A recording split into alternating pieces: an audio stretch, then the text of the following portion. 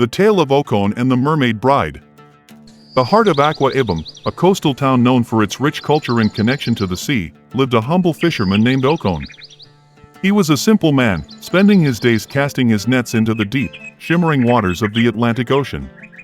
His life was peaceful but lonely, for although he was respected and loved by his people, Okon had never known the warmth of a family. One fateful day, while fishing far out at sea, Okon noticed something unusual, a dazzling figure beneath the waves. Mesmerized, he peered closer, and to his astonishment, a beautiful maiden with flowing hair as black as night and eyes as deep as the ocean surfaced before him. She had the upper body of a woman, but from the waist down, she was a shimmering mermaid.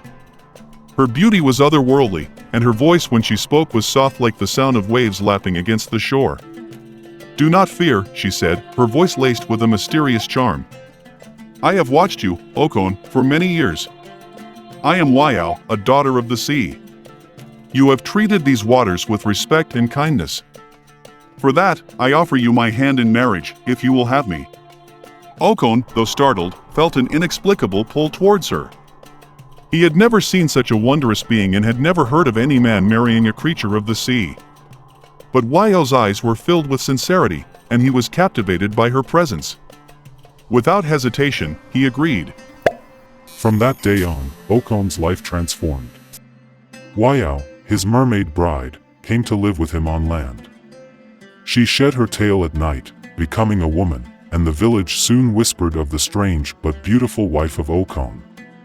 They lived happily, and in time, Wayao gave birth to 7 children, each one remarkable in their own way. Their eldest daughter, Idara, could communicate with the creatures of the sea, while their youngest son, Yufat, had the strength of 10 men. For years, they lived in harmony, with Wayao raising their children with love and Okon providing for his unusual family.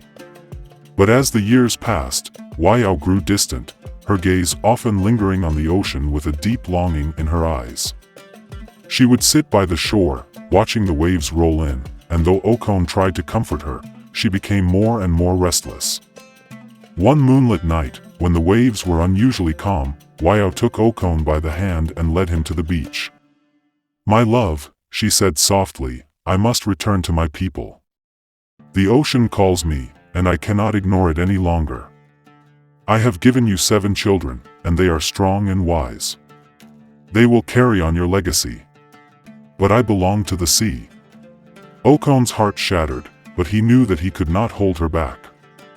With tears in his eyes, he kissed Wayao one last time. She smiled sadly, then turned and walked into the water.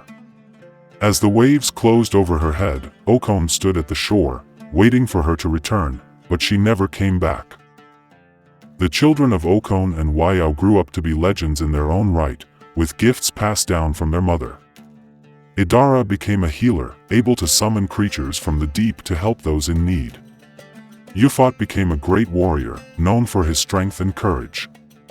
The others, too, lived extraordinary lives, but no matter how much they achieved, their hearts, like their fathers, always carried the memory of their mother, the mermaid who had given them life.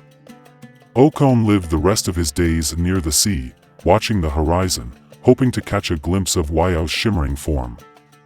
Though she never returned, he knew that her spirit watched over him and their children, forever bound by the love they shared across land and sea. To this day, in Akwa Ibom, the story of Okon and the mermaid is told by the elders to remind people that true love knows no bounds, even between the earth and the ocean.